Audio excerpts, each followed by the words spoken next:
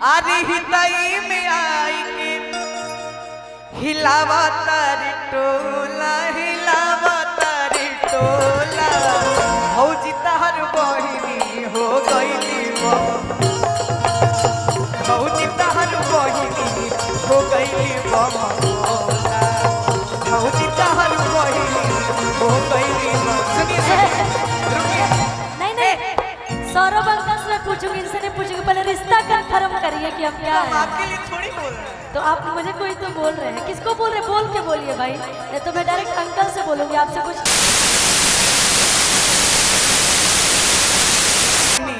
हो गईली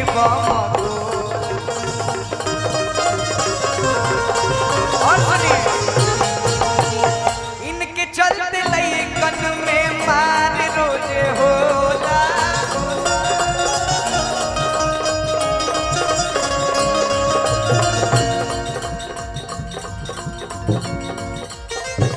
पंकज राकेश जी में मार रोजे होला, हो मार रोजे होला। भौजी तहर बहिनी हो गईली भोला, भौजी तहर बहिनी हो गईली भोला।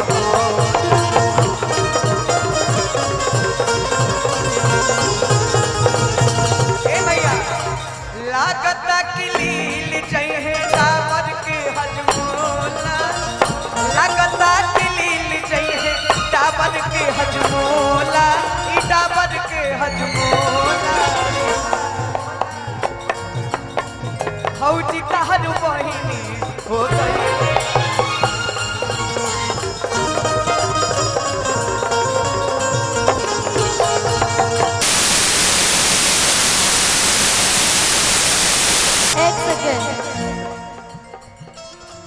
अरे सुट बुट पहनला से हीरो न कोई बोए बबुआ। ये लाइन मैंने कभी आपके लिए नहीं बोला था, लेकिन आपने मुझे मजबूर किया ये लाइन बोलने के लिए। कंटिन्यू।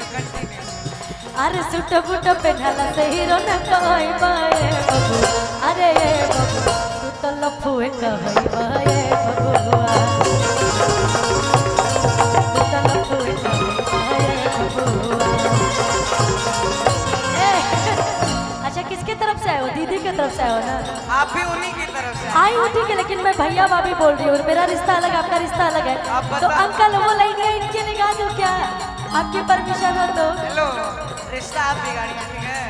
अरे बेटा आपने ही तो बोला मुझे। बात सुनिए, हम लोग आए हैं बाबा तनी रुको, हम लोग आए हैं लड़की वालों की तरफ से, मुकेश अंकल की बेटी की शादी। आपने क्या बोला? भौजी तार बहनी हो गई। पहले रिश्ता आप बिगाड़ी, आप दूल्हे को भैया बोल रही हैं, दुल्हन को हम मैं आपके लिए गाऊं या नहीं? आपकी परमिशन होगी तभी गाऊंगी, मैं ऐसे नहीं गाऊंगी। गा दो ना। अब ये बोल दिया, मेरा दोस्त बिल्कुल भी नहीं। अब लेकिन आपके लिए बुरा नहीं बोला। और कहीं पीछे ही बानी ना ना ना सुनी हाँ गायब था कि कुर्सी मंगवले एकदम तारा साइज के बाहर कि तारा पिछवा के नाप के बैठ चाप के कि कुर्सी मंगवले कि तारा पिछवा के नाप के बैठ चाप हो गया भाई। आवा आपने बोला तब मैं गा रही हूँ कि कुर्सी मंगवली तारा पिछवा के नाप के बैठ चाप के कुर्सी मंगवली तारा पिछवा के नाप के बैठ चाप आरे बैठ चाप ना लगल हटार बाप के बैठ चाप के ना लगल हटार बाप के बैठ चाप के। अरे मीठा मगैनी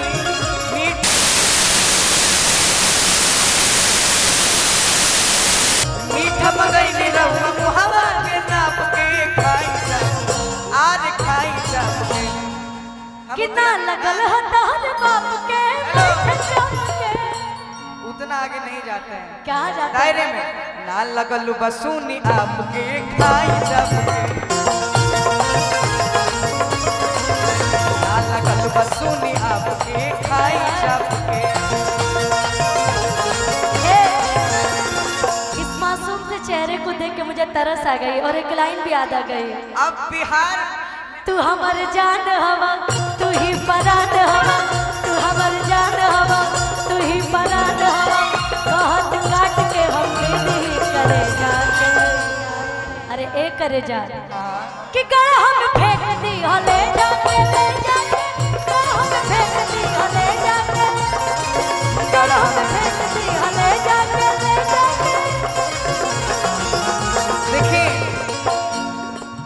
बिहार में बानी जाता, बिहार के लोग से कारी गीत गावे में तो क्यों ना जीती, लेकिन आप बहनी कुर्सी मंगवनी तहरा पीछा बा। खत्म हो गया, हम लोग दूसरे टॉपिक पे आ गए बेटा। लेकिन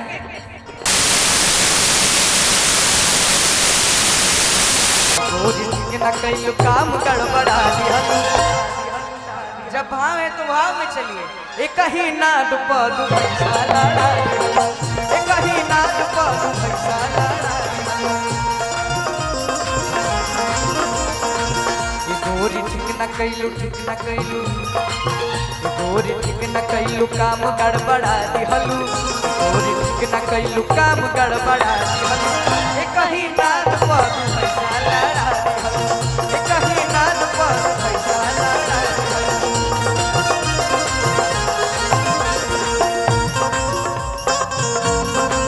वादा करके भूल जाते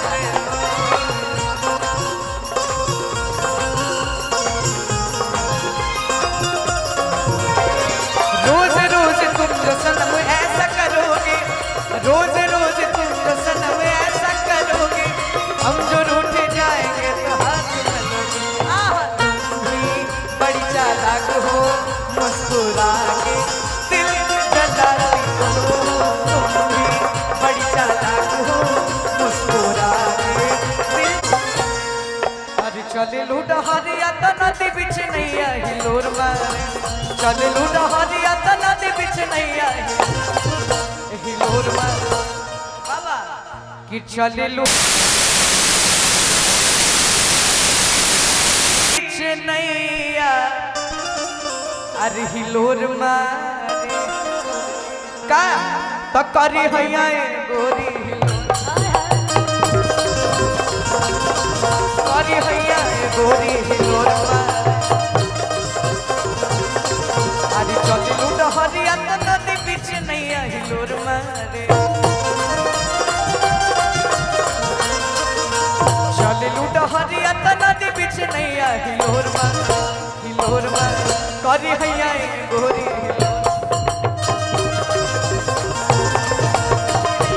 गोरी हिलोर मारे। और इधर आवा, इधर आवा, मोहिनी और खुशी, और आपने भी साड़ी ही पहना। इधर आइए, एगो गीत याद आई नहीं। मोहिनी आपकी साड़ी मुझे बहुत अच्छी लग रही है, खुशी की साड़ी मुझे बहुत अच्छी लग रही है। कहो तरी कि ससुरा से लाजबा, आना भसुरा से डरबा, आ देले बनैहर के यार, कि सड़िया जब हम पहिरे,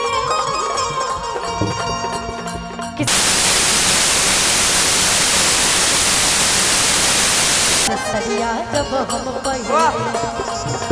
ए मोहिनी कि सुरते खाते तरस भगा, सड़िया जब हम पहिरे, दिया होगा के सुनाना। सुरते खाते तरस भगा, सड़िया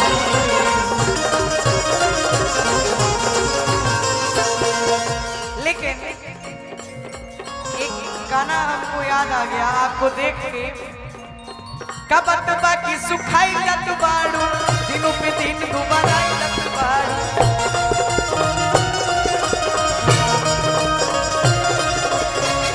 अच्छा आज से 2 साल पहले जब अच्छा पहले इधर सुनो, ये जो गाना गाओ तड़े, ऐसा बॉडी बनाने के लिए लड़कियां जिम जाती है बाबू, मैं ऐसे ही फिट हूँ, मुझे जिम जाने की जरूरत नहीं है। मैम जरा आप अपने बाइसेप्स दिखाइएगा। क्या सही सही बोल रही हो ना? तो फिर अभी जुट्टों का मोटी हो जाऊंगी। एक बार जोरदार था।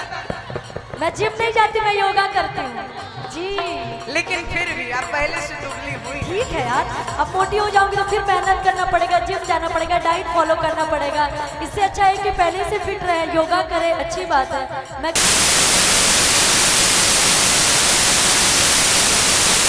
पे दिन दुबाराई रत बाड़ू कबा तू बाकी सुखाई रत बाड़ू दिनों पे दिन दुबाराई रत बाड़ू तो सुखाई रत बाड़ू दुबाराई ओ हई दिल के डॉक्टर मिलल करा गोरी लब के टाइम हई दिल के डॉक्टर मिलल करा। देखिए हमने याद नहीं है आने वाले कार्यक्रम में बाबा आपने हमने डॉक्टर साहब का नंबर भेजा था। सुनो पहले वही मैं बोल रही थी, इतना जो तू अपना ज्ञान देता रहा, चलो डॉक्टर से मिलवा दे। कौन डॉक्टर के लगे जाएंगे? दिल के डॉक्टर ही चलने के ढेर बार। टिंकू जी बहुत अच्छे डॉक्टर हैं, मतलब उनके पास आपको जाना चाहिए। आज जो बनारस में रहते हैं, जिसके पास आप हमेशा जाया करते हैं। नहीं जाते नहीं है, जाइएगा। ठीक है जाओ। ओ हई दिल के डॉक्टर मिलल करा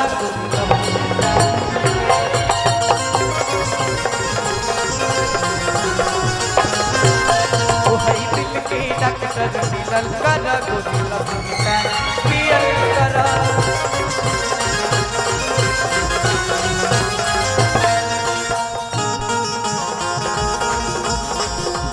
इस मुस्कान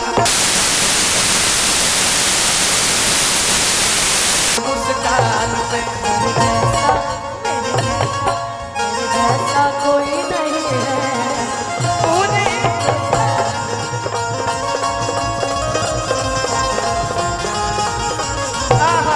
एक सेकंड भैया, इससे कोई नहीं। एक सेकंड, एगो लाइन याद आई ले आ रहे हैं। नागालैंड से है जिया बाबा। लड़की लड़की एक लड़की आया खिस मारे बिना ये टेक्नोलॉजी का भाई सुना खुशी खातिर इनकरा खातिर।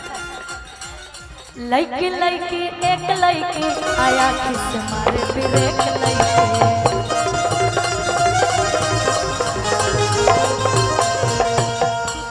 हो बदमाश लड़की। खुशी बहुत अच्छी है आप, मैं आपकी तारीफ कर रही हूँ। खुशी दी। आखिर से मारे ब्रेक लेके मैंने समझा तड़ू। खुशी दी। रुको पहले सुन लो पूरा गाना, बड़ी मजा आई। मोहिनी ने आवा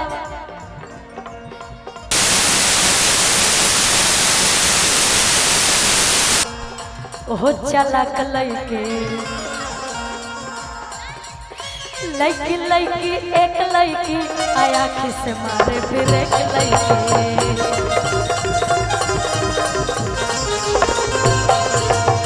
लड़की लड़की एक लड़की आखिर से मारे ब्रेक लड़की। देखिए चलत रहे मीठा मीठा। एक बार की बात है, देखिए सुभाष भैया है हमारे टीम में, तो बहुत मजाकिया हैं और बहुत फनी रहते हैं। तो एक बार की बात बताते हैं, उनके एक दोस्त रहते हैं, तो मानिए ना मानिए जो आपने लाइन कही लड़की लड़की एक लड़की आँखी से मारे ब्रेक लड़की, तो आंखों में तो जादू होता है। तो जो सुभाष भैया के दोस्त रहा एक खाली गैलन कहीं घूमे, सुभाष भैया उनका दोस्त उनके दोस्त की जो जीएफ थी, तो उनको छोड़ने के लिए रुके, तो सुभाष भैया को अपनी ट्रेन पकड़नी थी, लेकिन दोस्त का ध्यान ना रखते हुए अपनी गर्लफ्रेंड का ध्यान रखे 1 घंटा तक वो लड़का भाई इनका दोस्त बस का वेट किया। उसमें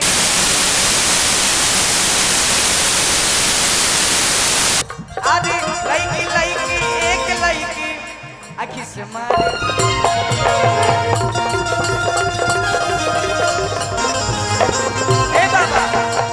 हितई में आई के हिलावा तारी टोला, हितई में आई के हिलावा तारी टोला, हिलावा तारी टोला।